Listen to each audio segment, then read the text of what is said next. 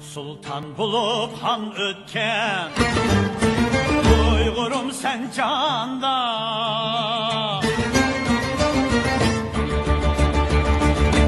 Alem şahit bolgandı Sen tarihni yazganda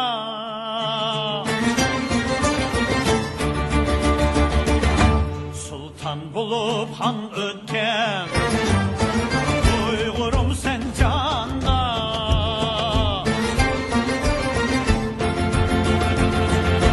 Alem şahit bolgandı Sen tarihni yazganda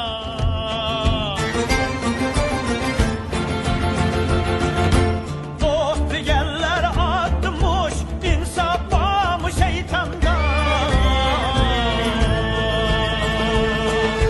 Han cemeti Uygur biz esir atlap manganda Esir atlap manganda Han cemeti Uygur biz esir atlap manganda Esir atlap manganda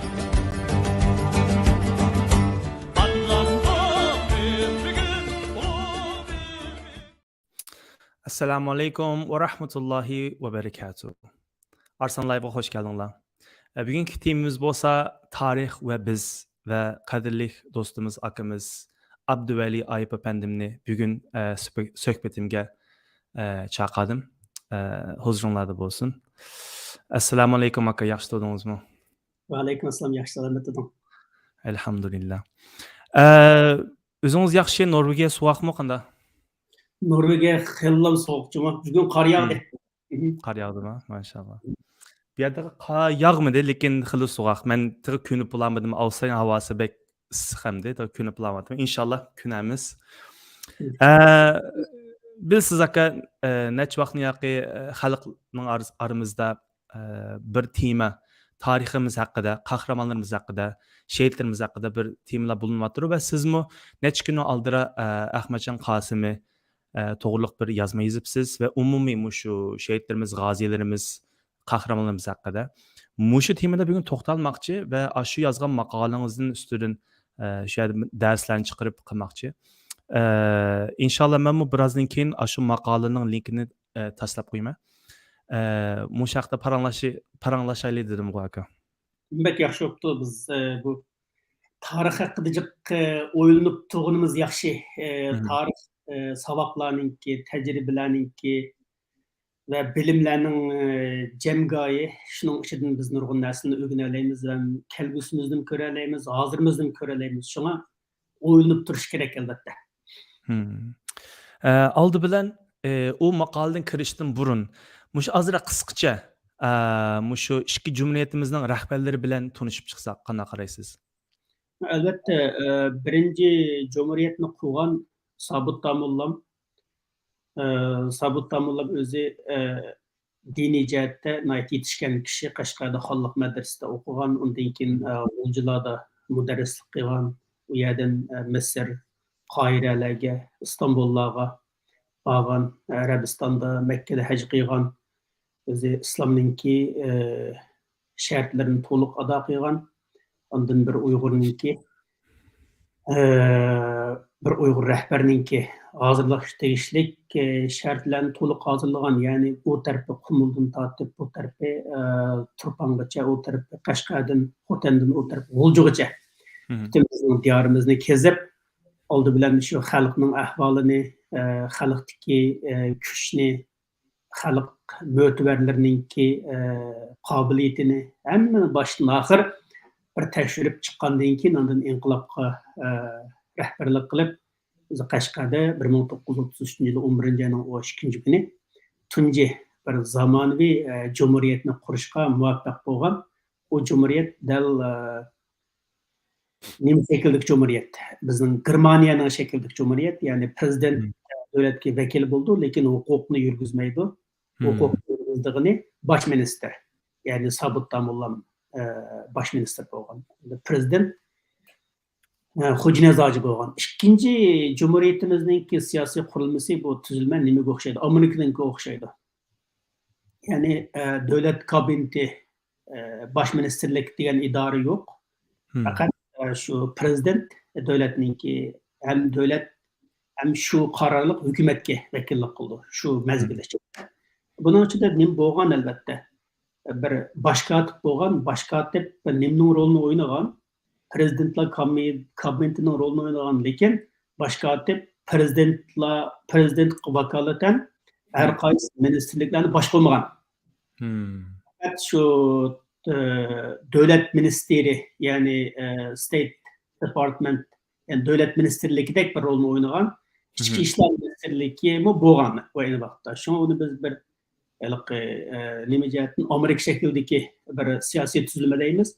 Birinci cumhuriyet parlament şekildeki cumhuriyet onunki hükümet şu nimeden çıkdı.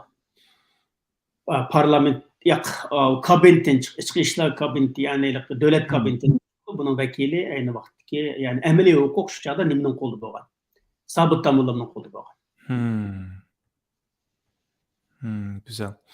Endi sizning maqolangizda azroq ba'zi muhim nuqtalarni bir izohat qilishingizni xohlayman.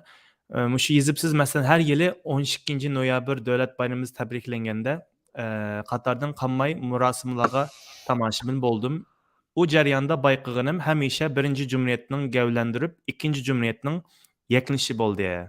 Bo'libmi Ahmadjon Qosimi nazardan saqit qilishi o'zgarmadi deb yozibsiz. Buni azroq bir ichib bersangiz. Her zaman muştan bulamdı.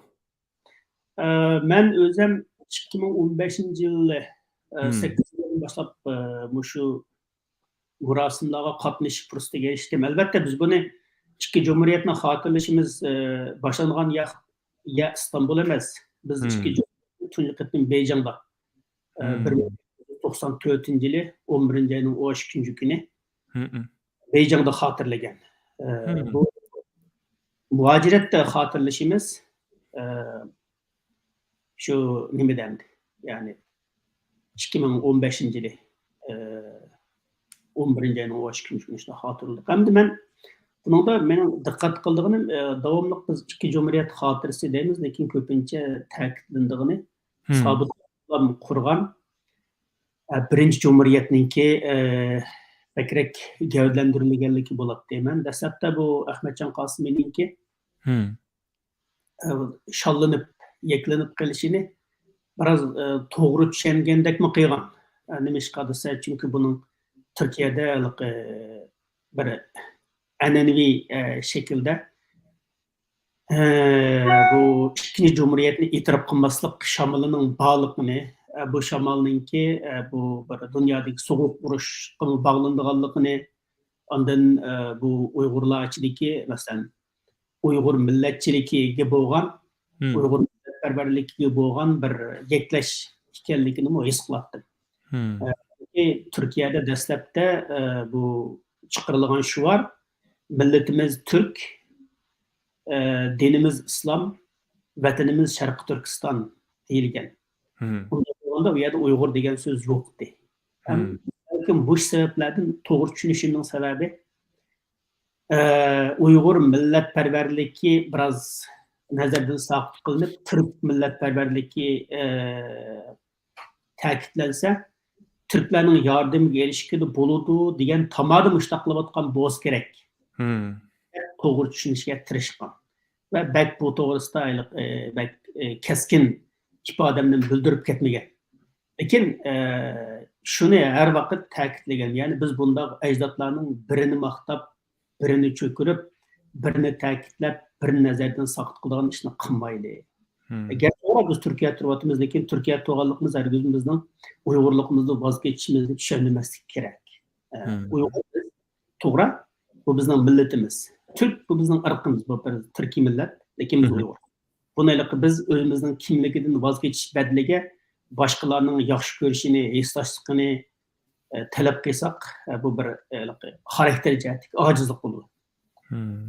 Dep tuzitish bergan bo'ldik, lekin toza nimasi bo'lmadi, natijasi bo'lmadi. Ondan keyin bu ish har qatim davomlashdi. Men har qatim zerikmay bu narsani deb turdim. Qayerda ikki cumhuriyet xotirlansa, Ahmadjon Qosimovning nazardan saqit qilinishi va yaklanishi hatto Balla draması oynaldı. Bu şu Hmm. hatırısıga ait. Balla dramasida çıkıdı balla men Sabit Tamullam deydi. Men Hoca Elihan Töre. İlham Töre deydi. Lekin hiç kim men Ahmetcan Kasım'ı demeydi de.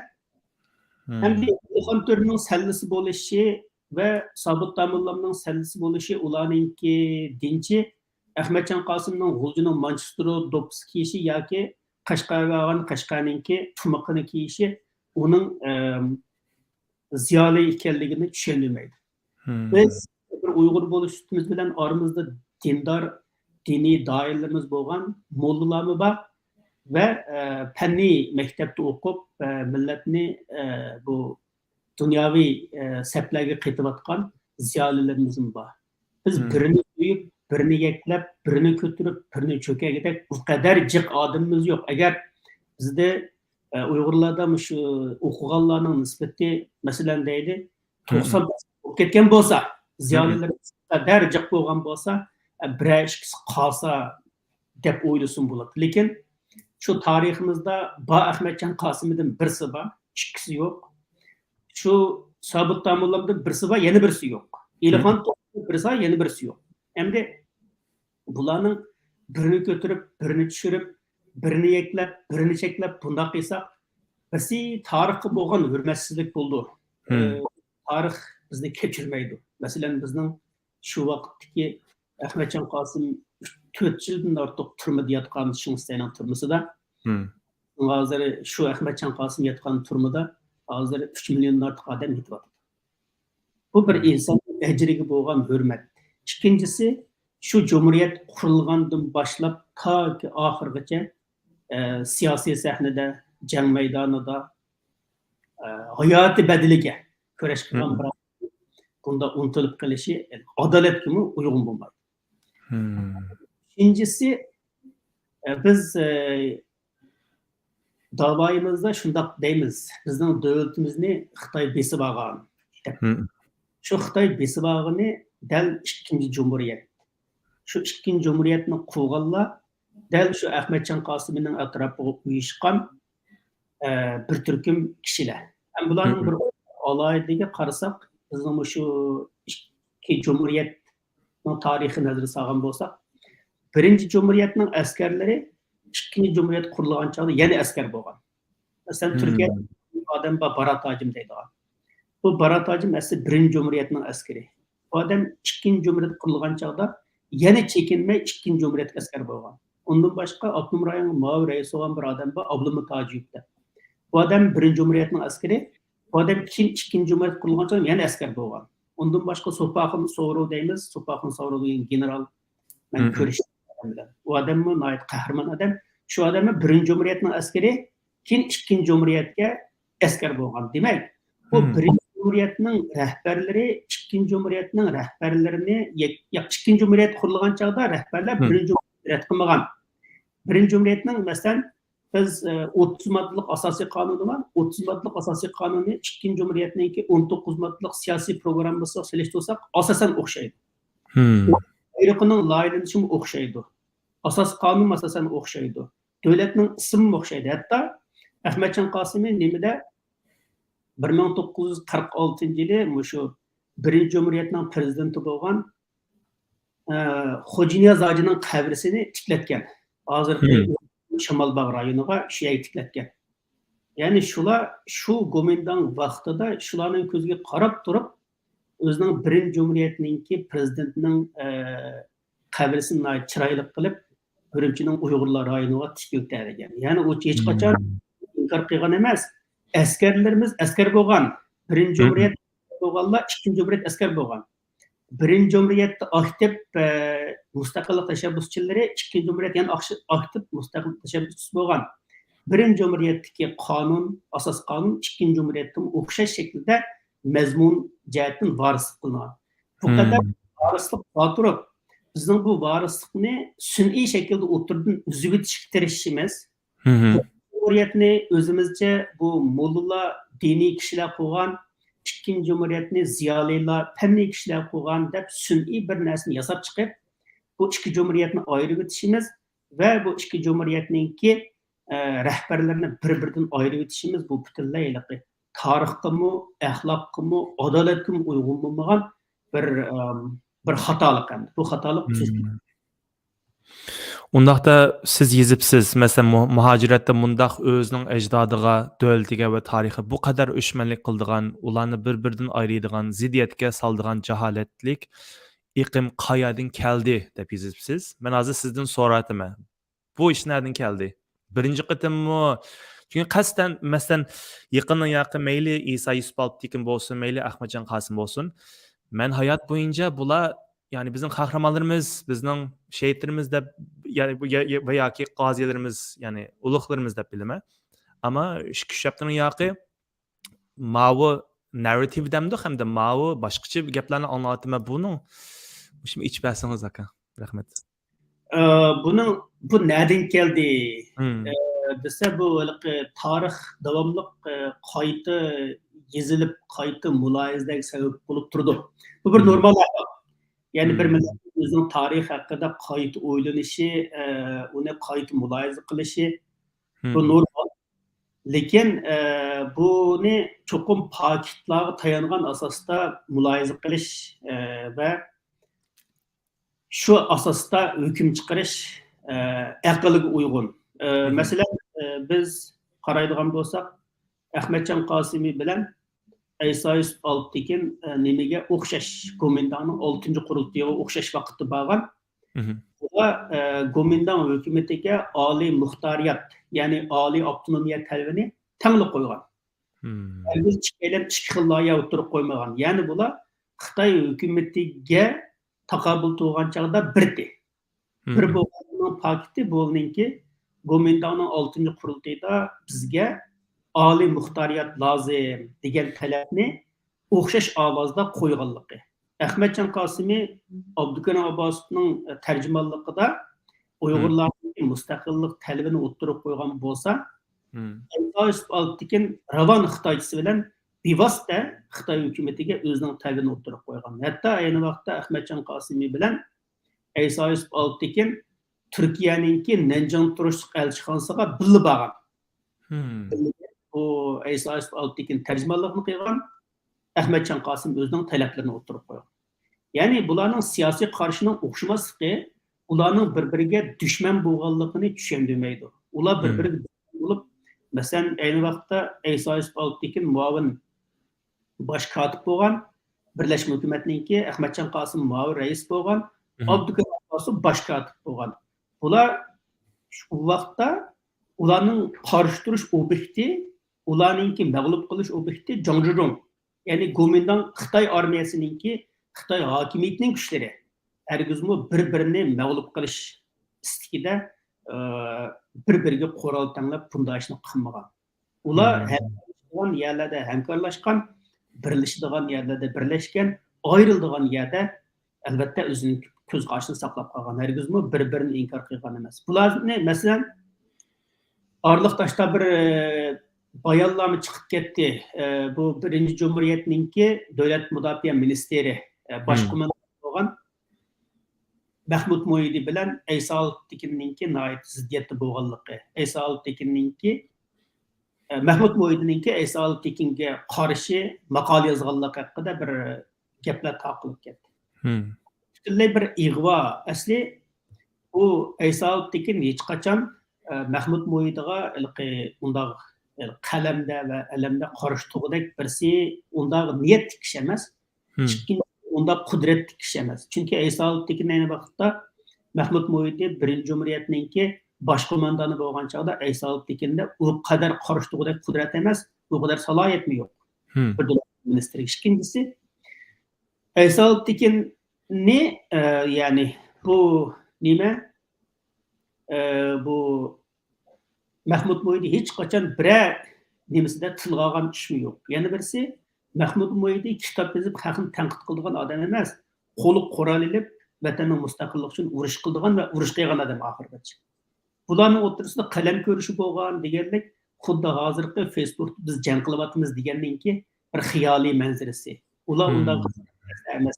Ular masala chiqsa bo'lib Mahmud Mo'yidi qo'ral bilan hal qiladigan odam. Ham oxirigacha o'zini tashabbus qilib, Hı hı.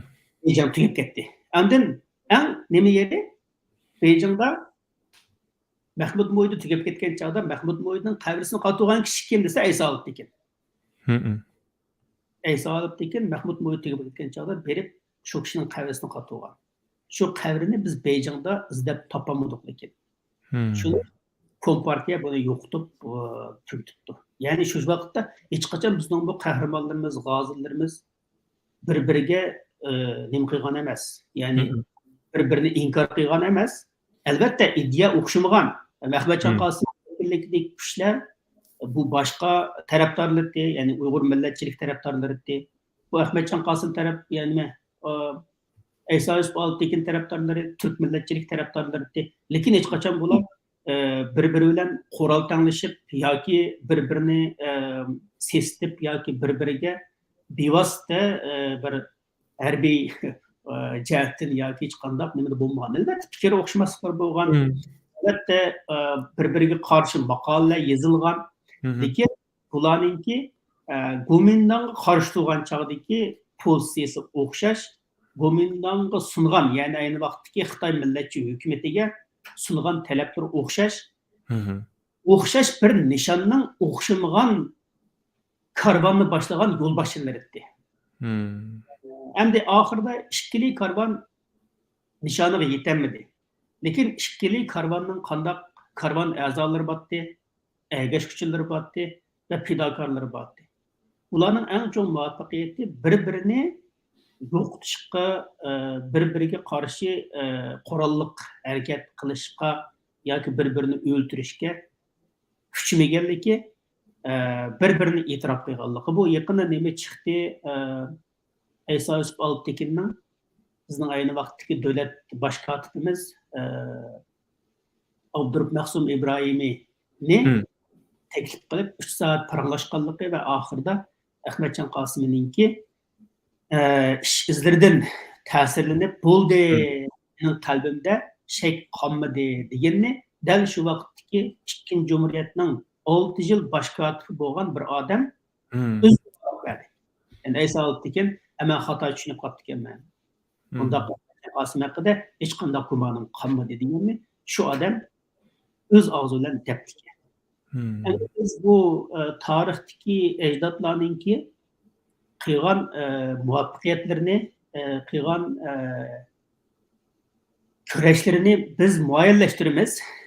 Ularning qilolmaganlarini biz albatta ularning iqtidorsizligi, ularninki ittifoqsizligi yoki ularning qandaqdir Uyg'urlarga xoinlik qilishi degan shaklda tushunmaymiz. Balki iqtidorsizligi bordir. Hı hı. Buni kim iqtidorsiz emas deb butunlay hamma to'g'ri qilgan demaymiz. Hı hı. Lekin niyat, nishon, g'oyada hech qanday masala yo'qdi. Ular faqat shu vaqtning sharoitlari. Masalan, bugun biz davoni Amerikada eng kuchli qilyapmiz. Hı. Chunki siyosiy kuchlar ichida bizga Amerika eng chong destekni berdi. Ayni vaqtda xuddi shunga o'xshash bizning bu Sharqiy Turkiston Jumhuriyatining ikkinchi jumhuriyat Sovet ittifoqi bilan munosabatni eng yaxshi qilgan, shular qo'ral setib bergan, shular ularga harbiy mutaxassislarni avatib bergan, harbiy lavozimli jihatdan yordam bergan. Hı. Biz nima uchun hozir unda o'zimizdan nima so'rab boqmaymiz? Biz hozir Amerikaningki elchixonalari yaratib bergan sharoitlar bilan har qaysi davlatlarda faoliyat qilyapmiz. Amerikadagi NEDning yordami bilan har qaysi davlatlarda siyosiy faoliyatlarni qilyapmiz. Nima uchun bizning hozir qilayotganimizni to'g'ri deymiz? Acaba bundan shu 1940-yillarda Sovetning o'xshash shaklda bergan yordamini olgan ajdodlarni xoinga, sotqinga munofiq chiqaramiz. Bu ish farq bor zodi. Bu dunyoning nimasi ashundoq bo'ladi. Chunki bu dunyodagi siyosiy kuchlar, siyosiy atmosfera bizdek millatlarga ashundoq ishlarni, ashundoq yo'llarni tutishni taqozo qiladi. Agar shu yo'llarni tutmasak, shu Xitoyninki diginiga, zulmiga, asoratiga bo'ysunib yashasak bo'ldi. Bo'ysunmaslik o'zini qutuldirish uchun o'zi bilan ittifoqlasha oladigan kuchlarning hamkorligi, ularning qo'llashi ularning medeniyetini qo'lga keltirish bu shart bu. Uyg'urlar hech qachon bu bo'libmi hozirgi davrda ya'ni 1900 yillardan keyin hech qachon o'z oldiga qo'shinni o'zi qurib, qurolni o'zi yasab, tankini o'zi kashf qilib qildigan holatga kelib boqmadi.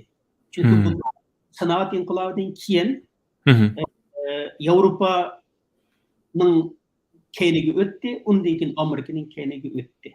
Bir mezgil Sovetning keyniga o'tgan. Ya'ni Sovet dunyoni 70 yil titratgan. Shuning beshida albatta bizning xalqimizningki, bizning siyosiy rahbarlarimizningki dunyodagi ayni vaqtda cho'ng siyosiy kuchning biri bo'lgan Sovet tarafda turib, o'zining ozodligi uchun yordam elishi, xuddi bizning hozir Aliye'den yordam elib dunyoda kishilik huquq va mustaqillik faoliyatlarini qilishimizda o'xshash. Bunun hech qanday farqi yo'q. Masalan, bugun Erkin Asiya Uyg'ur davosida muhim rol o'ynayotdi.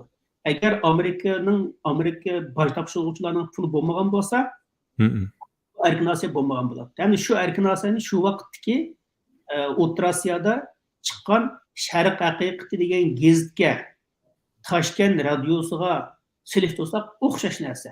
Hozirgi Erkin Asiya shu vaqtdagi Toshkent ozodlik radiosi. Hozir Sharq haqiqati, shu vaqt Sharq haqiqati, hozir Erkin Asiya shu. Ya'ni bir ishni qilish uchun, bir millatni ozodlikqa erishtirish uchun, Uyg'urga o'xshash bir millatni, Sharq Turkistonga o'xshash bir zaminni mustaqillikqa, erkinlikka erishtirish uchun xalqarodagi siyosiy kuchlar, xalqarodagi tadbir belgilovchi, dunyoga ta'sir ko'rsatuvchi kuchlarningki yordamisiz bu ish vujudga chiqmaydi. 49-yil shundaqdi, 45 shundaqdi, hozirmi shundaq. Bundan keyin shundaq. Agar siz o'zim qilaman desangiz, hamma ishni o'zimiz boshqa olib chiqish, ya'ni Uyg'urlar hozir bir yingni ishlab chiqaramaydi. Hozir bir yingni. Qilib biz o'z kuchimizga tayinib bu qadar cho'ng bir davlat qurishdan iborat cho'ng siyosiy g'oyani vujudga chiqara olamiz. Shu vaqtda bizning rahbarlarimiz shuni biladi. Xuddiki hozirgi rahbarlarimiz shu yo'lda menyapotganga o'xshash. Shunga ularni xoinlikda, sotqinlikda, sovetparastlikda ayblasak, hozirgilarni o'xshash ayblasak bo'ldi. Amerikaparastlikda, Germaniyaparastlikda ayblasak bo'ldi. Shunga biz tarixni shu tarixdagi ahvollarga asosan, tarixdagi siyosiy kuchlarga asosan, tarixdagi siyosiy atmosferaga asosan hukm qilamiz. Bugunning avvaliga asosan hukm qilamiz. Haqiqatan boy gapingiz meni bek ta'sir qildi. Masalan, garchi o'xshash ideyada bo'lmasin, masalan men o'zimga silishtirganim emas. Masalan, ikkimizning orasidami ba'zi ideya o'xshamaslik bor. Lekin mana bir ekranda o'tirib, mushta paranglarni qila olamiz, hatto o'xshash namoyish maydonlarida bilib bo'la olamiz, hatto bo'lgan. Ya'ni men yana bir savolim o'tay inshaalloh. Masalan, yer yezibsiz, Ahmadjon Qosimiy e'tirof qilmasak, unda bo'lsa Xitoyning o'tagini kimimiz edi? Shuningga Ahmadjon Qosimiy rahimulloh deymi? Rahmatlik. Qanday sharoitda Cumhuriyetimizning raisi bo'lgan va nima sababdan qasqa uchragan ekan? Bu hafta shu men bayon qilgan nuqtalarda Nabijon Tursun akamizningki Sharqi Turkiston umum tarixi degan kitob bor. Bu kitob nihoyat yaxshi atrofli yozilgan. Oldindan shu kitobni o'qishni tavsiya qilaman bizningki shu masalalarga qiziqadigan do'stlarni. Mening o'qiganlarim faqat shu Nabijon Tursun akamizning va munosabatli kishilarningki tadqiqot asosida bo'ladi. Men u vaqtdagi ishlarni maxsus tadqiq qilgan emas, lekin men tadqiqot asarlarini o'qib boqqan. Endi bu Ahmadjon Qosimiyninki nimaga bu raislik o'rniga chiqish masalasi asli shu 45-yil nima qilishdan burunla 45-yil 8-oyda shunday bir suhbat haqida bir Sovetninki maslahati bo'lgan, Sovet ittifoqininki 1945-yil. Shu vaqtlarda 8-oylarda, ya'ni shu 1945-yil 8-oylarda Ahmadjon Qosimiy allaqachon 2-nomerlik shaxs bo'lib o'tdi. Alixon To'ra davlat prezidenti Ahmadjon Qosim harbiy komitetninki boshlig'i bo'lib o'tdi. Harbiy boshlig'i, harbiy idora mudiriyatining shunga boshlig'i. Ya'ni ma'muriy huquq Alixon To'raning qo'lida, harbiy huquq Ahmetcan'ın kolunda ötüp boğanken. Şu vakitteki reallıkta. Endi ikincisi Ahmetcan Qasım bu nimede bu söhbetke bağlan çağda söhbetdeki özüninki iqtidariga asosan bu ayni vaqtdagi dushmanning e'tirof qilishini qo'lga keltirgan Jang Jong tarafninki ve bizning bu Sharqiy Turkistondagi prezident Elxon To'rningmi qo'llashini qo'lga keltirgan. İkki tarafdan hurmatga erishgan bir odam. Şuna bu birleşme hükümet yani aynı vaqtdagi Gomindang taraf bilan Sharqiy Turkiston taraf o'rtasida qurilgan birleşme hükümet qurilgan chog'da Ahmetcan Qasım nimadan qolsalar Jang Jong bosh rais bo'lgan, Jang Jongning qolsa ikkinchi rais bo'lganda, ya'ni birinchi muavin rais bo'lgan. Shu chog'dagi ikkinchi nomerlik shaxs bo'lgan. Endi bu shu ikkinchi nomerlik shaxs bo'lib, butun Sharqiy Turkistonningki rahbari bo'lgan chog'da Ahmetcan Qasım'ı ta ki bu taraftan Ürümçi'den tatip bu taraf başı Xotengacha kezib chiqqan ve xalqqa davlat o'zining davlat qurish prinsiplarini shu vaqtdagi xalqaro vaziyatni Uyg'urlarningki kelgusi haqida nihoyat ahamiyatli nutqlarni so'zlagan. Shunga Uyg'urlarda bu Ahmetcan Qasım haqida hikoya batchiq. Masalan, Pishtonga kelgan chog'da nima deganligi, Xotanga borgan chog'da nima deganligi, Qashqarga kelgan nima deganligi, hammasininki xalqimizning orasida hikoyalar bor. Mening esimni qilishcha bu Ahmetcan Qasım Qashqarga kelgan chog'da hozirgi Turg'unolmos o'lib ketdi rahmatli. Turg'unolmos shu Qashqarda namoyish uyushtirgan ekan. Uyushtirib shu Jang Jongning oldiga talab qo'ygan 3 vakilning birisi Turg'unolmos bo'lgan ekan.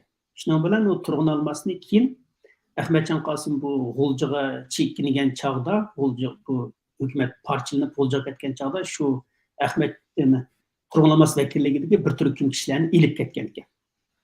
Shu Turg'unolmosningki ayni vaqtda Komindang askarlari Qashqarda üstün siyasi harbiy kuch bo'lib turayotgan vaqtda namoyish qila olishi dal Ahmetcan Qasım'ning bo'lganligi. Garchi Ahmetcan Qasım'ning qo'lida bir askar bo'lmagan bo'lsa-mu, shu Uyg'urlar orasidagi inovat orqali Qashqarda misli ko'rilmagan bir namoyishni tashkillagan va Qashqarda saylov o'tkazib, tunji qatim Qashqar xalqi o'zining rahbarini saylagan. Shu vaqtda Damulla degan kishi Qashqarga vali bo'lgan ekan. Endi bu 11 betim haqida kishilar har xil gaplarni deydi. Ayni vaqtda bu birlashma hukumat va bu tinch suhbat qilish yolg'iz Uyg'urlarning beshiga kelgan emas. Ayni vaqtda bu Sovet Kompartiyasi va Sovet mutaxassislar qurib chiqqan Jungo Kompartiyasimi Gomindang bilan birlashma hukumat qurgan. Ayni vaqtda emas bu Sovet qo'llayotgan hozirgi Ozarbayjon, yani Janubiy Ozarbayjon, ma'valiqi mustaqil Ozarbayjon emas. Ironga tabi Ozarbayjon tinch suhbat qilish majbur bo'lgan. Yo'da Sovet qo'llayotgan 3 davlat, Sharqiy Turkiston, Janubiy Ozarbayjon va Xitoy Kompartiyasi. Mush 3 kuch o'xshashlar betim zo'rlangan, o'xshashlar bular birlashma hukumat qurishga zo'rlangan. Lekin buning ichida bir 11 betimni qo'ygan Ahmetcan Qasımiylar bu hukumatni demokratik asosga ega qilgan. Ya'ni bular 11 betimda bundan keyin Gomindang boshqarishidagi 7 viloyatning rahbarlari xalq tarafidan saylandi degan narsani bekitgan va 7 viloyatda xalq saylami o'tkazilgan. Bu Uyg'ur tarixidagi tunji qatim olgan Uyg'urlar olgan demokratik huquq. Bu huquq nereden kelgan? Dal G'uljini poytaxt qilgan 2 Cumhuriyatning 30 ming armiyasining Manasariyasida qurol turishidan kelgan. Qurib butkul Sharqiy Turkistonda saylam qilib, amaliyotda ayni vaqtda Uyg'urlar Sharqiy Turkistonning ma'mur huquqini hammasini qo'lga olgan. Masalan, Imin Tursun degan shoir kishi bor, shu odam 21 yoshida Kiriyaga hokim bo'lib ketgan. Bu odam chiqib ketdi rahmatli. Shu odam shu saylam orqali 21 yoshida Kiriya noyasiga hokim bo'lib ketgan. Demak, ayni vaqtdagi Uyg'ur ziyolilari saylamda aktiv rollarni o'ynab, Uyg'urlarga tunji bir demokratik hükümet kuruş fursatini yaratgan. Endi undan başka, mesela ayni vaqt birleşik hükümet Kompartiya bilan Kuomintang birleşik hükümet kurgan. Lekin Kompartiyami Xitoyda bizning Sharqiy Turkiston hükümetiga o'xshash saylam o'tkazishni qo'lga keltirmagan. Bu bizning Ahmadjon Qosim rahbarligidagi kuchning naqadar bir demokratik ongiga, naqadar zamonaviy ongiga, naqadar oldin ko'rarligiga bir odam ekanligini tushuntirdi. Ikkinchisi, masalan, ma'rif huquqini qo'ldan bermagan. Bu nimada 11 betimda eng ko'p talash tortish qilingan nuqta ma'rif nazoratining noziri kim bo'ldi degan. Ahmadjon Qosimov tushuntirib, ma'rif nazoratining nozirini Sharqiy Turkiston Jumhuriyati tarafdan qilgan. Shuning bilan bular Sharqiy Turkistonning ma'rifini qo'lga olish fursatiga ega bo'lgan. Bu ma'rif masalasida Birinchi Jumhuriyatning prezidenti rahmatlik Xo'janiyaz hojimi nihoyat cho'ng to'hfa qo'shgan. Masalan, shu Birinchi Jumhuriyat vaqtida bu Xo'janiyaz hojimi Shansay bilan birlashib hukumat qilgan. Shu vaqtda Uyg'urlardan 300 dan ortiq odamni nimaga chiqarib o'qitgan ekan. Bu Toshkentga, O'rta Asarga chiqarib o'qitgan ekan. Ondan Shansayninki har qaysi maktablarga Uyg'urlardan o'quvchi qabul qilishni kafolat qilgan ekan. Endi bir qiziqarli hodisa shuki, biz ikkinchi Cumhuriyet qaraydigan bo'lsak, ikkinchi Cumhuriyetda qo'mondonlik, rahbarlik vazifasini ustiga olganlar dal birinchi Cumhuriyetimizning prezidenti Xo'janiyaz hoji O'rta Osiyoda o'qitgan va Shansayning maktablarida o'qitgan kishilar. Masalan, Turpaqun So'rov Shansayninki Huangpu harbiy maktabda o'qigan. Bu odam keyin ikkinchi Cumhuriyetning qo'mondoniga aylandi. Saydulla Sayfullayev ayni vaqtda Xo'janiyaz hoji Toshkentda o'qitgan odam, bu keyin ikkinchi Cumhuriyetning muhim rahbariga aylandi. Abdulmumin Tojiyev o'xshashlar, bu kim Xo'janiyaz hoji O'rta Osiyoda o'qitgan, keyin bu ikkinchi Cumhuriyetning rahbariga aylandi. Ondan Qurbon Ibrohimov, Qurbon Burhoniddin degan kishi, bu kishi ayni vaqtda o'sha 6 o'g'rininki 5 bo'lgan odamlarning birisi, ya'ni 6 o'g'ri degan 6 qahramonninki 5 bo'lgan kishilarning birisi. Bu ayni vaqtda Shansayninki harbiy maktabda o'qigan. Demak, birinchi Cumhuriyetning prezidentimi ma'rifga ahamiyat berib, shu vaqtda Uyg'urlarni harbiy, ma'muriy, fanni sohalar o'qitganlik uchun bu kishilar keyin ikkinchi Cumhuriyetda to'riklik rol o'ynagan. Endi ikkinchi Cumhuriyetmi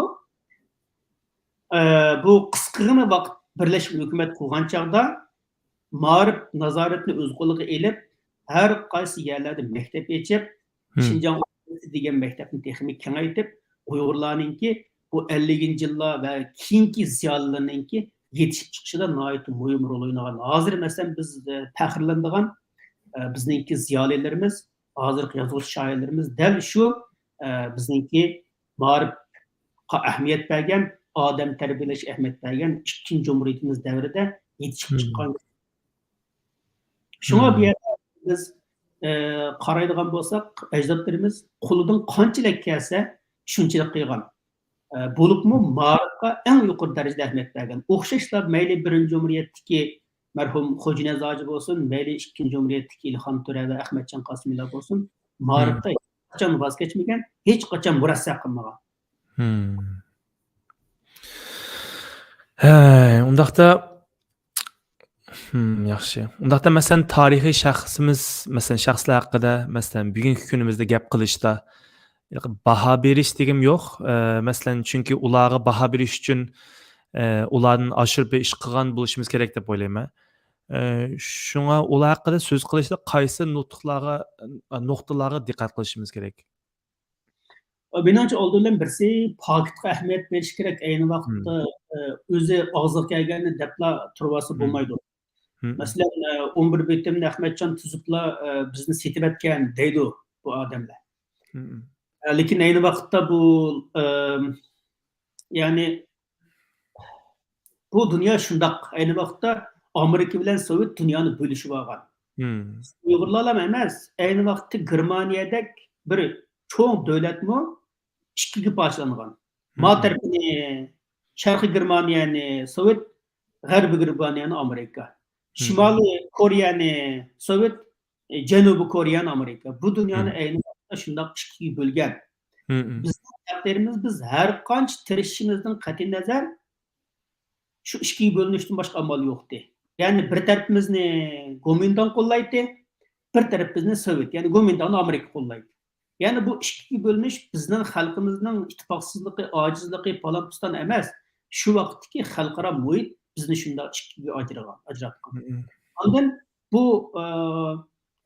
Sovet Kompartiyasining oxirida Xitoy Kompartiyasini yo'lab Gomindanga qarshi turib Xitoyni Kompartiya davlatiga aylantirishimi ayni vaqtdagi dunyodagi ikki cho'ng kuchning biri bo'lgan Sovetning qarori. Bu chog'da Uyg'urlarni badal to'lamagan Germaniyadagi Sharq Germaniyaliklar, hozirgacha badal to'layotgan bu Koreyaliklar va Ironga tabi Ozarbayjon hozirgacha Ironda qoldi. Agar shu vaqtda biz ham shu taqdirga duch kelgan bo'lsak, o'zimizni rahbarlardan ko'rsak bo'ladi. Lekin u chog'da bizlar emas, bizga o'xshash badal to'lagan millatlar hozirgacha badal to'layotdi. Irondagi Ozarbayjon hozirgacha Ironning qo'lida. U bizning qahramonlarimizning xatolik emas, shu davrninki shu siyosiy kuchlarning shuni qaror qilganligi. Endi biz haqq hurmat qilish kerak degan chog'da shu davrda tarixning yo'nalishi qanday bo'lgan, tarix kuchlar qanday qaror qilgan, siyosiy qarorlar qanday qilingan degandan iborat haqq hurmat qilish kerakki, hargizmi bizni pistani satgan, pistani bayram qilgan degan gapni deyish yolg'onchilik shu. Qarab turib yolg'on so'zlaydi. Bu birisi. Ikkinchisi, hozirgi orzuyimizni va hozir salohiyatimizni ajdodlarga tanmaslik. Masalan, men bir molla bo'lsam, men tashkilot qilgan bo'lsam, Uyg'ur tarixidagi mollani ko'tarib, Uyg'ur tarixini molla barpo qilgan tarix devassam, meni xush qildi. Maqtashganlarni xush qildi. Lekin bu yolg'onchilik ustida qurilgan bo'ldi. Samimiylik ustida qurilgan bo'lmadi. Chunki Uyg'urdek bir dunyoviy millatninki masalasi dunyoviy masala bo'ldi. Uyg'urlardek dunyoviy millatning ichida dunyoviy shaxslar bo'ladi. Dunyoviy shaxslar dunyoviy orif ko'rinishga ega bo'ldi. Dunyoviy orif ko'rinishga bo'lsa, bu millatning ishi oqmaydi. Cho'qim dunyoviy orif ko'rinishga ega bo'ladi. Unda bo'lgan ekan, bu millatning ichidagi dunyoviy kuchlarning vakillari bo'ladi. Shunga biz buni pistani molla, pistani ziyoli, pistani dinchi, pistani panchi qilib ayirib bo'lolmaymiz. Masalan, deydi, siz hozir molla bo'lsangiz, nimaninki bu Elxon To'raning beshilik sallisi qarabla Elxon To'rim mendek mollati diyolmaysiz. Chunki ayni vaqtda Elxon To'rnimi shu Sovet istixboroti ayni vaqtdagi G'uljidagi ikkinchi dum, ikkinchi uy degan qaror qilmasa, unimi u o'ringa ekilishga hech kimning imkoni yo'qdi. Chunki Sovet uçağda bütün ishlarninki, ya'ni harbiy qurollardan tut kontrollik shularning qo'lida. Endi Sovet ekitaligan Elxon To'rini Sovet shu joyga qo'ya oladi. Endi siz qo'pib uni molla ekan deb nima qilsangiz, uning mollaligidan emas, shu joyga shu tarix sharoitining taqozo qilganligidan bo'lgan. U mollalik sababli u jumhuriyatni qurgan emas, shu tarix sharoitda shu qadar bir diniy bilimga, nufuzga, vaizlik iqtidoriga ega bir odam lozim bo'lgan. Shu sharoit shu kishini qahramon qilgan. Uning hargiz molla bo'lganligidan emas.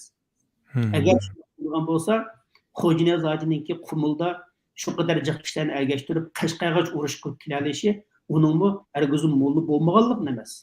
Uning ayni vaqtda birinchi dunyo urushi qatnashgan tarixning bo'lganligi jahon ko'rganligi bilan munosib. Ya'ni shu qadar urush tajribasi bo'lg'achqa, ondan Qumuldan tortib Qashqarga urush qilib kelaligan bir qo'mondonga aylangan uning urush tajribasiga asosan. Elxon To'rni kelishi shu vaqtdagi vaziyatning taqozosi bilan. Endi urush oxirlashib, 11 bitim tuzilib, bu jang nimaga o'tgan chog'da? Diplomatiyaga, suhbatga o'tgan chog'da bu chog'da bir odamning til lozim bo'ldi. Ahmadjon Qosim hatto qamoqda Xitoycha o'rganganligiga doir hikoyalar bor. Ya'ni Ahmadjon Qosim Xitoycha bildigan, hatto Ahmadjon Qosimning ingliz o'rganganligiga doir ma'lumotlarni Amerikalik muxbirlar yozgan. Ya'ni ayni vaqtda Ruscha bildigan, Xitoycha bildigan, ondan bu nimani, dunyo vaziyatini eng oldingi qatordan o'rganib mang'olaydigan bir odamningki u suhbatlarda tabiiy oldiga chiqishi va Xitoydagi suhbat ustallarida deganlariga tegishli javob qaytarib, o'zining oldiganlarini elib berdiganini berib, bir xalqaro savdo diplomatiya qilishi uning shu vaqtdagi iqtidori sababli bo'lgan. Hargizmi uning dini, millat sababli bo'lmagan. İşler biz hazır o'ylagandek bundan burun bo'lmagan, bundan keyin bunda olmaydi. Bizning orzuyimiz bo'yicha bo'lmaydi. Faqat bizning tadbirimiz bo'yicha bo'ladi. Biz dindor bo'lsak, bizning keyingi taqdirimiz butunlay dindorlarning qo'lida bo'lmaydi. Biz nima loyiq bir odam bo'lsak, bunday taqdirimiz loyiqlik yo'lida bo'lmaydi. Masalan, asosan bo'ldi, amaliyotga asosan bo'ldi va reallikdagi o'xshamagan kuchlarni ittifoqlashtirib, o'xshamagan kuchlardan bir qo'shin qurib chiqib, shu kishilarningki tadbiri bilan ishni hal qilishimizga boqadi. Hargizmi bizning dinimiz, bizning ko'z qarashimiz masalani hal qilishda yetakchi rol o'ynamaydi. Bizning ko'z qarashimiz faqat o'zimizga xos, bizning dinimiz faqat o'zimizga xos. Lekin bu dunyoning ishlari bizningki diniy tajribamiz bo'yicha bo'lmaydi. Bizning diniy e'tiqodimiz bo'yicha bo'lmaydi. Chunki bu dunyo allaqachon o'xshamagan tabiqa, o'xshamagan kuch, o'xshamagan ideyalarningki birikmasida kuch sinishida yashayotgan bir dunyo. Bu burunmi shundoqdi? Bundan keyin shundoq bo'ldi. Shunga biz hozirgi o'zimizningki diniy xohishiga asosan bizning ajdodlarimizni dinchi emas, İslamçı emas, Türkçe emas. Ma şekilde bağlasak birisi Pakistan uygun bulmaydı. Bizning masalalarni hal qilishimizga ta'sir ko'rsatdi. Ko'z oldimizda kishininki dinini uni Allohga havola qilamiz. Chunki uning javobini Alloh oladi, uning buyrug'ini Alloh bergan. Javobini Alloh oladi. Biz bermagan, biz bir odam namoz o'qi demagan, shu musulmon bo'lgandan keyin namoz o'qiydi u. Endi u o'qimagan bo'lsa, uning javobini Alloh oladi. Biz olmaymiz. Biz qo'pib Ahmadjon Qosim, ya'ni biz uning endi bo'lmagan, ya'ni uning musulmon yoki emasligi, biz uning faqat qo'mondon bo'lganligi, rahbar bo'lganligi, siyosiy bo'lganligi, kishilarni qo'zg'atganligi, bir jumuriyatni 6 yil har bir jumuriyatni qurib, ma'rifat o'ylab beqinglar, Shinjon universiteti degan maktabda 50-yillarda o'qituvchilarningki 90% g'uljilik bo'lgan. Sabab nima? Chunki universitetda o'qituvchi bo'lgan odam bizning bo'lak viloyatlarda yo'qdi. Ahmadjon Qosimlar yerda ma'rifni taraqqiy qildirib, Uyg'ur ziyolilarining asos qatlamini yetishtirib bo'lgan. Endi biz qo'pib uni madrasa ochmagan desak, emlik uyg'un bo'lmaydi. Madrasalarga yo'l albatta madad bergan, diniy ishlar ministri bo'lgan, lekin bu zamonninki, bu dunyoninki, bugungi taraqqiyotninki talablarini hargizmi nazardan soqit qilmagan. Bizning bugunimiz dal ajdodlarimizningki mayli Xo'janiz hoji bo'lsin, mayli Sobit Tamulla bo'lsin, mayli Ilhom Tura bo'lsin, biz shularning qurgan uyida turayotgan kishilar. Shularning biz hozir fizikalik, ya'ni moddiy jihatdan ular barpo qilgan davlat, ular qon to'kkan davlat, ular to'p qo'shgan davlat deyishmayapmiz. Lekin moddiy jihatdan ularningki izidan ketyapmiz. Ular agar masalan biz bugun shu ikkinchi jumuriyatni mayli har qanday badali bo'lmasin, mayli Sovetning yordami bo'lsin, mayli nima bo'lmasin qilmagan bo'lsa, biz nima narsa keltirdik bugun? Agar Xo'janiz hoji shu vaqtda qon to'kib, inqilob qilib, bir turkum Uyg'urlarni chet ellarda va Xitoyning ichida o'qish fursatiga ega qilmagan bo'lsa, ikkinchi jumuriyat qodirlar qo'shini, amaldorlar qo'shini, ma'murlar qo'shini nada paydo bo'lgan. Biz amaliyotda bir o'yni silavatımizki, bu o'yni to'xtamay bezavatimiz, o'zgartivatimiz. Lekin hargizmi biz bu o'yni chiqib yangidan barpo qilmayotimiz. Biz faqat ota-bobamiz yasagan uyda turayotimiz. Ota-bobamizningki birsi qish qo'ygan, birsi tomni atgan, birsi ustini yopgan. Biz qo'pib ularni bir-biriga qarshi, bir-biriga dushman, bir-biriga zid qilsak, bu uyning o'zini tushuntirib bo'lolmaymiz. Bu bir ma'naviy uyimiz, bizning Sharqiy Turkiston uyi, bizning Uyg'ur uyi. Bu uyni dal bizning ajdodlarimizning to'pisi bugungi holatga kelgan. Bir millat o'ziningki tarix orqali kelgusini yoritdi dedik. Uyg'urlar agar tarixda ikki jumriyatni qurganlikdan iborat tarixini bo'lmasa, shu tarix qahramonlarning hikoyasi bo'lmasa, shu tarixda qurgan muassasalarningki, tashkilotlarningki, organlarningki an'anasi bo'lmasa, biz kelgusini qanday yaratamiz? Masalan, biz davlat qurganligimiz orqali davlat qura oladiganligimizni deymiz dunyoga. Ma'rif barpo qilganligimiz orqali bundan keyin ma'rif barpo qila oladiganligimizni deymiz. Ayni vaqtda ikkinchi jumriyatda davlat tilini uyg'ur tili qilgan, lekin olti tilda gazit chiqargan, olti tilda ma'rif yurgizgan. Ya'ni Xitoy ma'rifini cheklamagan uyg'urlarning vaqtida. Xitoy tilida gazit chiqargan, Xitoy ma'rifini cheklamagan. Afzallik, bundaq bir afzallik bizning dushmanimiz bo'lgan Gomindangda yo'qdi. Gomindang uyg'ur tilidagi ma'rifni cheklagan, uyg'ur tilidagi ma'rifga yo'l qo'ymagan, uyg'urlarga amaldorlik huquqini bermagan. Lekin bizning Sharqiy Turkiston Jumhuriyati ular qaraganda demokratik, ular qaraganda ilg'or bo'lg'achqa Xitoyning tilini cheklamagan, ma'rifini cheklamagan. Hatto 1945-yili Shixoda bir ikki uyg'ur askar bir Xitoy ayolga bosqinchilik qilgan ekan. Shuni Sharqiy Turkiston sudi etib etgan. Shu qadar odillik bo'lg'achqa bu jumhuriyat 6 yil o'zining mustaqil hokimiyatini davom qilgan. Endi biz shularning avlodi, biz dunyoga shuni deymiz. Biz davlat bo'lsak, u yerdagi Xitoylarning huquqini ashunda qo'g'daymiz, tilini ashunda qo'g'daymiz, ularning madaniyatini qo'g'daymiz. Biz Sharqiy Turkistonda Uyg'ur bo'lish sutimiz bilan zulm ko'rsak, bizdan boshqalar Mo'ng'ul bo'lish suti bilan, Shiva bo'lish suti bilan, hatto Xitoy bo'lish suti bilan zulm ko'ryapti. Agar biz ikkinchi jumhuriyatni qayta qurib chiqsak, ularning gezitiga, ma'rifiga, taraqqiyotiga, hammasiga barobar huquq beramiz, barobar qonun asosida erkin yashash huquqini beramiz. Bu huquqni Xitoy bermayapti. Biz bergan bundan keyin beramiz. Ajdodlarimiz oshundaq bir odil sistemni, demokratik sistemni barpo qilgan.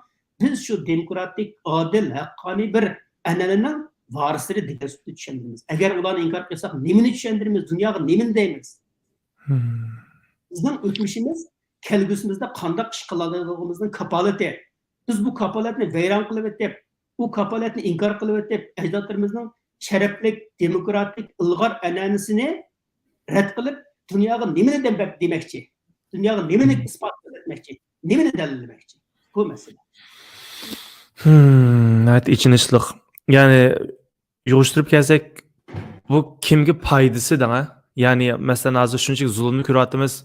Avda silning emas hamda ilqimishda tillayotganlarning gibi rost desakmi, kimga foyda?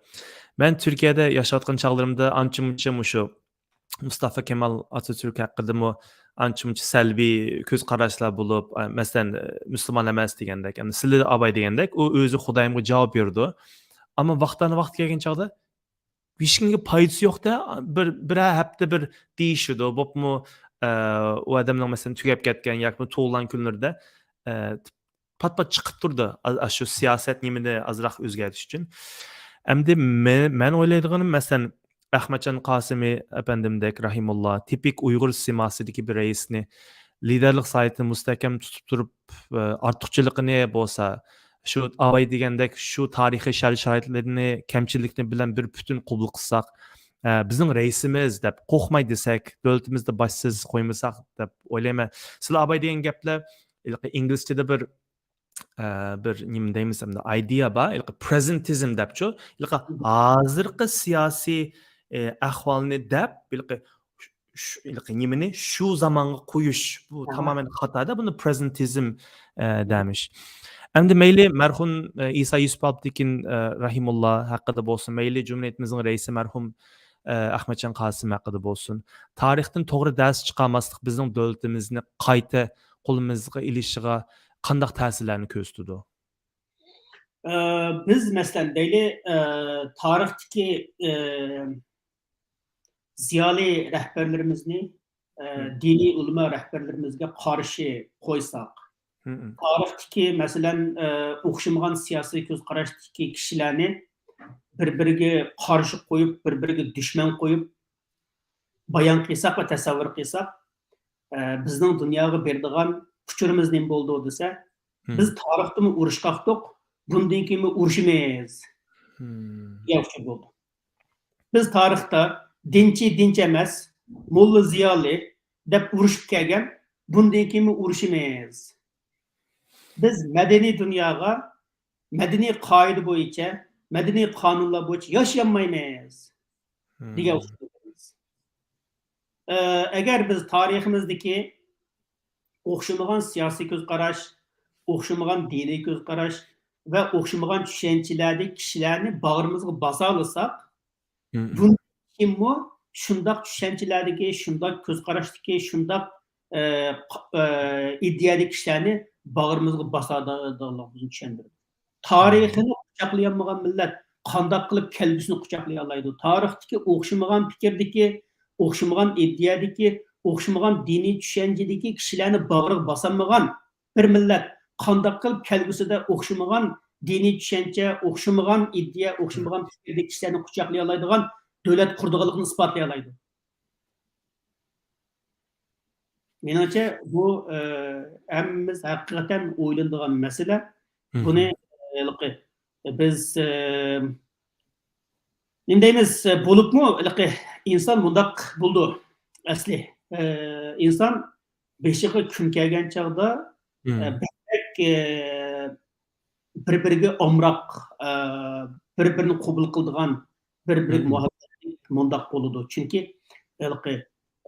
masalan xo'shal, ozoda chog'larimizda balki har xil ishlar bo'lsa bo'ldi, lekin beshimizga kun tushgan chog'da bo'libmi u kun hammalarning beshiga o'rtaq tushayotgan bo'lsa, biz bir o'rtaqlik bo'lishi kerak aslida. Bu o'rtaqlikninki kishilarni bir o'rtaq so'ygiga yetaklayolmaganiga mening aqlim hayronda. Buning ichida bu odatdagi odamlar emas. Buni da'vatgan masalan mush ajdodlarni bir-biriga to'qinishtirayotgan, jiddallashtirayotgan, sun'iy zidlashtirayotganlar odatdagilar emas. Bularning ba'zilari xili donglik yozuvchi, siyosiy sohada 30 yildan ortiq tirishayotgan kishilar. Ham ularning nima uchun men bularni bilmaydiganligiga ishonmayman. Men ularning bilganini bilmaydiganligiga faqat ishonmayman. Ular mendan jiq biladi, mendan etrofli biladi, mendan to'liq biladi. Lekin nima uchun xuddi atrofidagi o'xshamagan fikrdagi, o'xshamagan tashkilotdagi kishilarni bag'riga bosolmagandeklar, tarixdagi kishilarning bag'riga bosolmaydiganligiga aqlim hayron. Ben bir chaqiriq qilgan bundan 1 yil burun bo'lishi mumkin. Bu Turkiyadagi Zaynura degan bir opay tugab ketdi, rahmatlik. Shu tugab ketgan chog'da men Uyg'ur rahbarlarga bir chaqiriq qilgan, Uyg'ur peshqadam ziyolilarga. Hammaylar o'lib ketdi ekanmiz. Shu Zaynura opamizmi 70 yoshlarda o'lib ketdi. Sizlar shu yoshga kirib qolibsizlar. Hech bo'lmagan chog'da o'lib ketadigan cheg'ingda olsun, bir-biringlarning yeg'rini ochadigan, o'tmishini ko'laydigan, o'tmishdagilarni ko'laydigan ishni qilmasa. Chaqiriqni o'tirib qo'ygan. Hozir shu chaqiriqimda bor. Bu bizning peshqadamlarimiz, bizdan burunqilar, bizdan burun bu muhojiratga otlanganlarning ichida nima ziddiyat bor, buni bilmaymiz. Ularning ichida qandoq to'qinish, qandoq satchilik yoki chiroyliqchiliklar bo'lgan, buni bilmaymiz ham bilishni xohlamaymiz.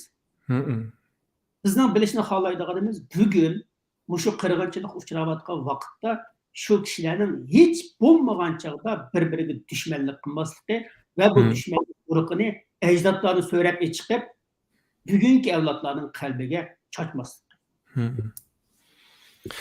Bizden normalde bir jidal bo'lib qolsa, Xitoyning adimi, Xitoyning o'yini deblam bir chetga qiqib o'tar ekanmiz.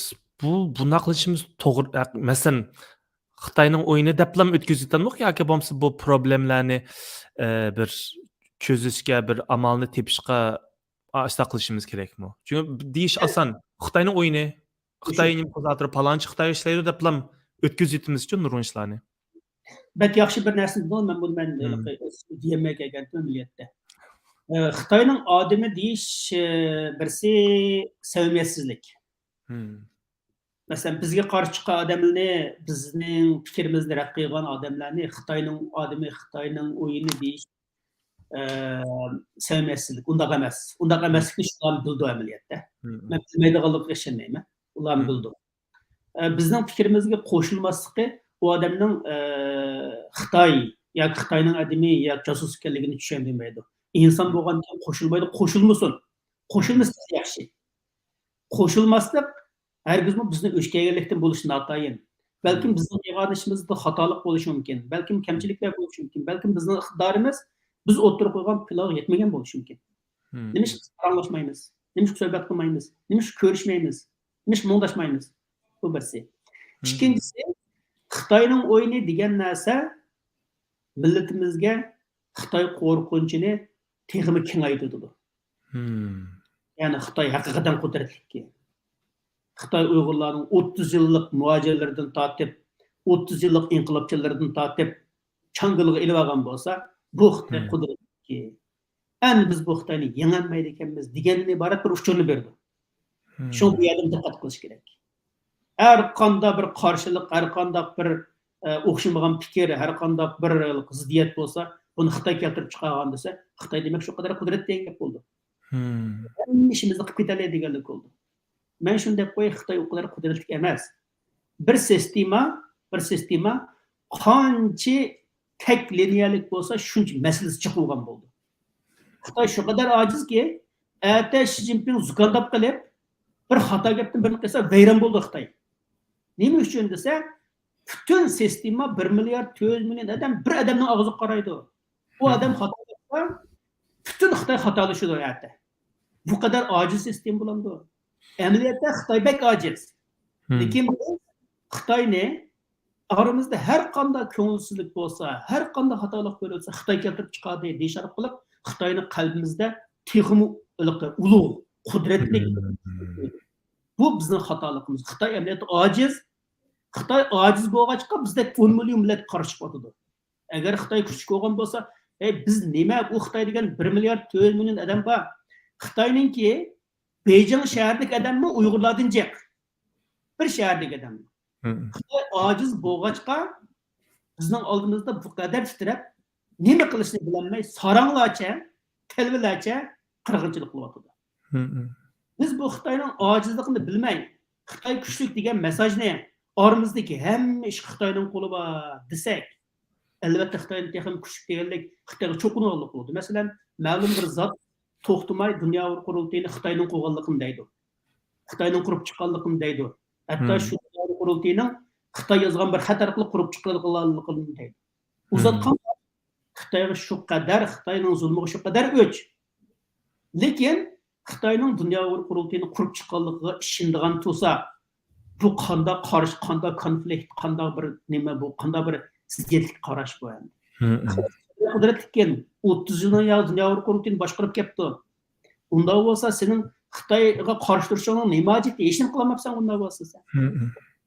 Shu qadar qudratli ekan bu.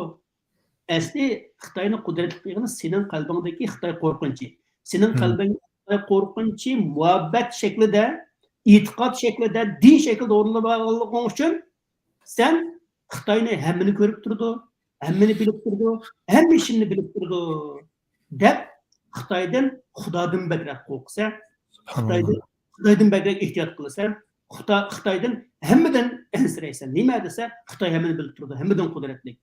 Asli biz musulmon bo'lgandan keyin Xitoy qudratli degani o'rniga Alloh qudratli. Degani o'rniga Alloh kuchli. Madinaning egisi Xitoy degani o'rniga Madinaning egisi Alloh desak bo'ladi. Shuni deyolmay, shuning aksicha hamma ishni Xitoy ko'rib turdi. Namoyish chiqmay Xitoy ko'rib qoladi. Abdullah ko'rmay Xitoy ko'rib qoldi. Abdullah rasm uchmay Xitoy ko'rib qoldi. Voy Xitoy bu deganlik xuddi farishta hammani ezib turgandek gap amaliyotda bu. Ya'ni Xitoy qachon dinlashib insonning qalbi sinib ketganligini tushundirdi. Biz Xitoyni bu qadar qudratli qilib nimani demoqchi endi? Nimaga qarshi turmoqchi bo'lsa, agar bu qadar qudratli bo'lsa? U qudratsiz, u ojiz, u rezil, u yovi bir kuch. Biz uni insoniylik bilan, biz uni adolat bilan, haqqoniyat bilan yengimiz. Xuddi ajdodlarimiz Xitoy ma'rifni Uyg'urlik bermasa, Xitoylik ma'rif bergandek. Xitoy millatlarni yo'qotish siyosatini qo'llansa, millatlarga taraqqiyot fursati bergandek-da. Biz Xitoy qilganni emas, Xitoy qilmaganni qilamiz. Xitoy bir-biriga zolim bo'lsa, biz bir-birimiz muhabbatli bo'lamiz. Xitoy bizni qilsa, biz bir-birimizni quchoqlaymiz. Bu Ahmadjon Qosimning bu maylisidagi mustaqillik ordenini, ozodlik ordenini Xitoyni yomon ko'rsa, maxsus film ishlar. Bu Ahmadjon Qosimni bizmi yomon ko'rsak, Xitoy bilan bizning oramizda nima farqimiz qoladi? Eysa Altekinni Xitoymi Eysa Goroy deb 70 yilni yotillasa, biz Eysa Goroy deb 70 yilni yotillasa, bu Xitoyla o'tirsa nima farqimiz qoldi?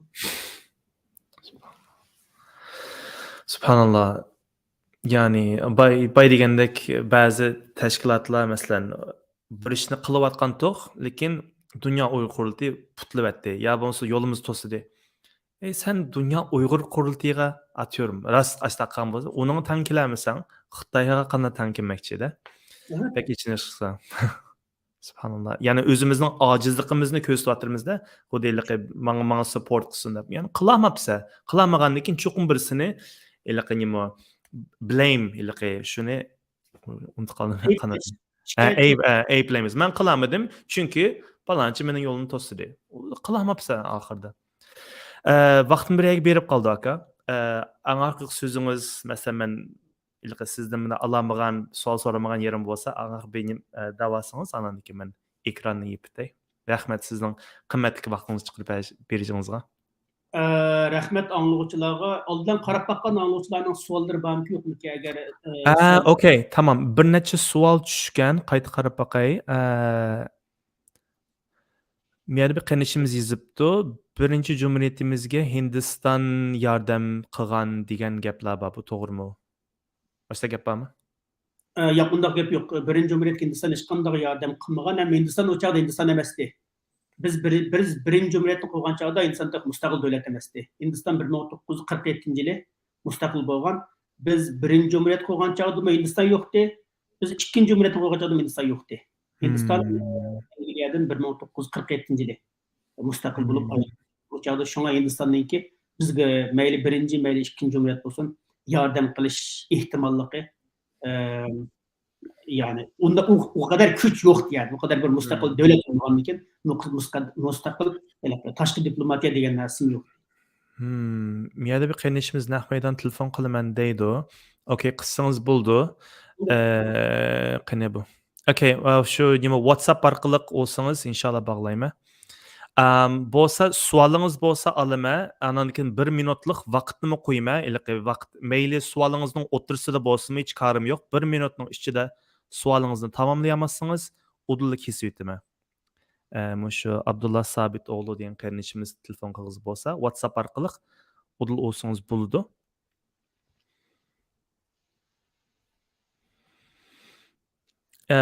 Qarinishim, mening nomerimni WhatsAppdan menga qo'yib qo'ydim. Urvasangiz bo'ldi.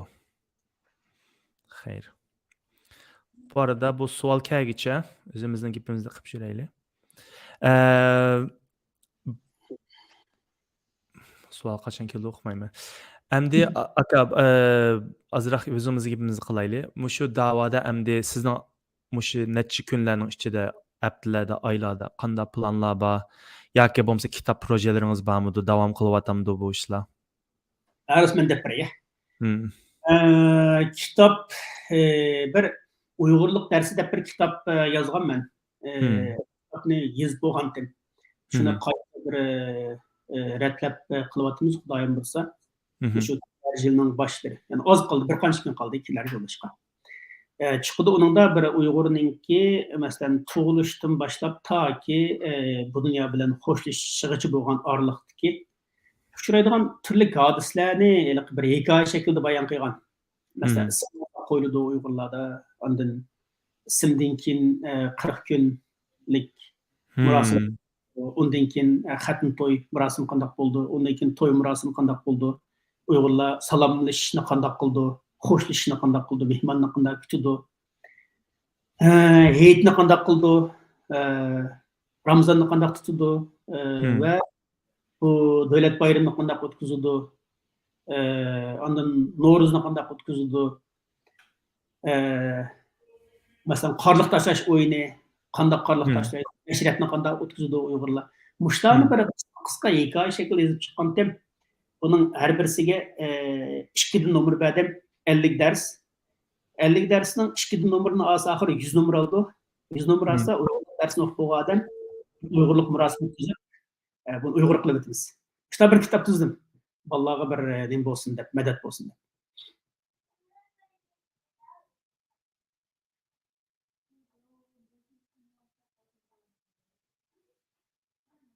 Ovoz kelmadi, lekin ovozni men angladim.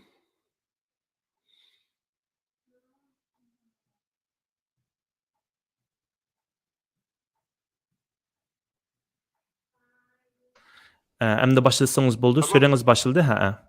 Assalamualaikum. Aleyküm Bulup han ötken Yaxshi bo'lma Adiljon. Aleyküm assalam. Men azroq bizni qistirib o'tib dedim. Mhm. Ma bu yaqinlik faoliyatda Mhm. buniki qo'ygan bu bir hujjatlik film bor. Bu hujjatlik filmda Tug'roxondan tortib ikkinchi jamuriyatga qadar uning oxiri Zeydin Yusuf'ga kadar bergen bir hüccetlik film var. Fakat tilge ilinmedi diyen gap malik kıygan haksızlık olup kalıdı var. Bir yerde bir yekleme, bir çekleş bulmadı. Ben bu nek meydanın baramadım fakat kattık verisinin kapikemi öyle aramayla ma bugünkü ma sizin oturup atkan muallim ma tazı yaxşı olmadı. Bir yerde bir kutuplaşışını karşı taraf emas sizli keltirip çıkarıvatı lazım. Bu mesele bir oyunluşuk tegişlik mesele. Bunu biz ayrı bir müzakere kısakın buldu sizle bilen. Ama biz 3 yıl, 4 yılın aldıda bu ikinci cumhuriyetinin reislerinin hemmisini devlet atımız da buluğu medal, altın medalını biz belgizdik. Bu 10 yıl taraftakiler misalen. Hazırki sizli tenkit kılıvatkan taraftakiler biz sunduk bunu. Ama hazır tenkit kılıvatkanlığının ki köpüncüsü bu ziyali taraftakiler. Bunu halkımız bunu bu yosun düşünüş gerekir. Rahmet. Düşündürüş olsa yani fayda alınsak oldu. Rahmet benim de yadan Rahmet. Allah razı olsun. Malum. Ben taze nima demoqchi bo'lganimni yaxshi tushunamedim. Okay. Sizlar va biz degan asli men sizlar va bizmi demagan bu olimlarning qachondan boshlab sizlar va biz davatqanligini uqmadim yaxshi. Chunki bu yerda 2015dan burun nima bo'lganligini uqmayman. Men 2015dan keyin shunday murosimlar qatnashib keldim. Bu yerda Ahmadjon Qosimning tilga ildimaganligi rost. Yalğan şu filmning 2015dan boshlab hammasi torda bor. Adiljon qayta bir ko'rib beqib, zot izchil Ahmadjon Qosimni tilga ilinib, Ahmadjon Qosimga kimning medal berganligini uqmaydi ekanman. Agar Ahmadjon Qosimga medal taqdim qilingan bo'lsa, uni uqmadim, uning bir rasmini yoki videosini avasa ko'rpaqsliq bo'ldi. Agar mushtiganning hammasi agar shu degandek bo'lgan bo'lsa, mushtining ostiga 2015 manda bo'lgan, 2016 manda bo'lgan, 2017 manda bo'lgan deb tepsili chiqarib qo'ysa, men hammani ko'rib, rost ashta bo'lgan bo'lsa, kechirim so'rayman Adiljondan, men haqsizlik qilgan bo'laman. Güzel. Herhalde vaqtim berib qoldi. Boshqa savol so'raydiganlarmi yo'q? Vaqtingizga rahmat. Abayqi gapingizni tugatsangiz, andan keyin ekronni nim qilsam bo'ldi. Yipasam bo'ldi.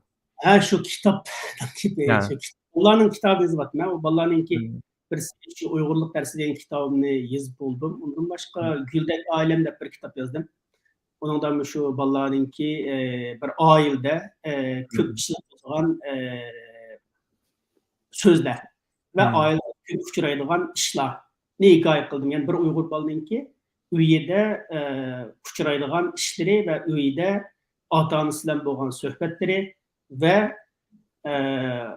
ota bobasi haqidagi suhbatlari, urug' tuqqanlar haqidagi suhbatlari, shularni asos qilib turib, bir Uyg'ur bolaning bir uyida qandoq so'zlarni egallasa, ota-onasi bilan yaxshi aloqa qura oladi, qandoq arif ko'rinish bilimlarini egallasa, qandoq madaniyat bilimlarini egallasa, ota-onasi bilan yaxshi bir aloqa qura oladi deganni chiqish qilib turib, Güldek oilam deb yozdim. Bu kitobni yozib bo'ldim, rasmini sizdirdim. Ondan başqa bir Omaq tarix çaqda bir yürüyüş kitap yazmoqchi bo'lgandim men. Onun bir qismi chiqarib bo'lgan, o kitap chiqib bo'lgan. Bunun davomini asosan 70% yezib bo'ldim. 30% qoldi. Shunda bo'lgan chaqda Uyg'ur tarixidagi bolalarning suksumi yezilib bo'lgan bo'ldi. Bu meningki shu ma'rif sohasida qilayotgan ishim. Undan boshqa biz bolalarga nima qilmoqchi? Shu bir bolalar kanikuli qilmoqchi. Biz bolalarni Muşaqda mush Amerikadami degandingiz, mush kamp to'g'riliq. Shuni bir tafsiliy tushuntirib bersangiz. Chunki men anglablam bek yaxshi fikr deb o'yladim. Bu yerda. Bu bek güzel bir ish. Nimada bu? Berlinda Uyg'ur ming'oylarininki nimasi bor? Muzeysi bor. Uyg'ur ming'oyning rasmi bor. Bu ikki qavatlik bir nimada butun ming'oydan ketgan rasmlarni bular ming'oy shaklida chiroyli saqlab qolibdi ekan. Mening qilmoqchi bo'lgan ishim nima desa, bolalarni shu ming'oyga olib borib, Uyg'ur bolalarni shu ming'oyni ko'rsatib, ondan undan boshqa Germaniyadagi Uyg'urga oid muzeylarni bir qurib ko'rsatib, ondan shu Uyg'ur ming'oyni ko'rganlarini Elaki Germaniyada Berlin'de bir tam var. Şarkı Germaniya bilen Garip Germaniya arasındaki. Bu tamga dünyadaki ressamlar aşta resim sundu. Bu resim şu yerine saklanıp kaldı. O tam şunu saklanıp kalgan. O tam hazırlıkçı bir kısmı çekildiğen bir kısmı haylice kısmı hazırlıkçı ben körüp baktım o tamni. Şu tamga endi Uygur balalarınki şu Uygur ming'oylarının ve Uygurlarga ait eser ettiğalarının oylaganlarını aştamga sızdırmakçı. Bunda bo'lgan chaqda amaliyot biz bir xil tamning orqasida yashayapmiz. Ya'ni bizning Sharqiy Turkistonimiz bizga nisbatan noit bir turmining timdak bir tam. U tamda bizning qarindoshlarimiz va biz shu tamning sirtida, ya'ni Berlin temini o'rildi deymiz, amaliyot Berlin o'rilmadi. Chunki biz texicha tarafdakilarni ko'ramayapmiz. Shunga biz Berlin temining sirtidagi Uyg'ur farzandlarini Berlin teminin içine qo'shilib qolgan otobüsi, qarindoshları, aka-ochilari, cho'ng'ani haqidagi tushunchalarni ashtamga sızsa, biz shu orqali dunyoga yana bir uchur bersak, dunyoga Berlin teminin o'rilmaganligidan iborat bir haqiqatni dunyoga bayon qilsak degan bir orzuyum bor. Bu ham dunyoning har qaysi yerlaridagi bolalarni akilimiz unda bo'lgan chaqda bu bolalar bizning Amerika cho'ng'an bolalar inglizcha gapirib turibdi. Norveçga qildi, Germaniya tug'il, Germancha qildi. Endi ular bir akab qo'ysak, ular tabiiy Uyg'urcha gapirib bo'lmaydi. Chunki o'rtaq til Uyg'urcha. Ularning o'rtaq tili yo'q. Shunga ishlar bo'lgancha bolaning birisi Uyg'urcha o'rgandi. Endi ikkinchisi o'zing tarixi, madaniyati, rassomlikni o'rgandi. Ondan bular bir yakil bir-bilan tanishib do'stlashdi. Biz Uyg'urningki kelgusidagi bir jamoatchiligini qurib chiqamiz. Ya'ni chegaralar atlagan, pasportlar atlagan bir jamoatchiligini qurib chiqamiz bu orqali. Bu bizning kelajakdagi avlodlarni tarbiyalash muhim. Bunu mu oynayışvatımız, bunun projelerini yazıp tayyor qilib qo'ydim. Ayın bo'lsa qilamiz. Plan bakchiq. Men bugun shishkin deb turay. Maşallah, Allah planlarınızı, yani muştaq milletimizge foydali bo'lgan ishlarni, yo'llarimizni ichib bersin. Amin. Amin. Amin danglar. Bo'ldi. Allah razı olsun Abduvali aka. Men hozir ekran yeptime. Anandan keyin biz ayrim yana xo'shlashaylikmi? Bo'ldi. Ma'qul. Qarindoshlar, kelaqatim ko'rishgacha omon bo'linglar. Allohga omonat. Assalomu alaykum va rahmatullohi va barakatuh.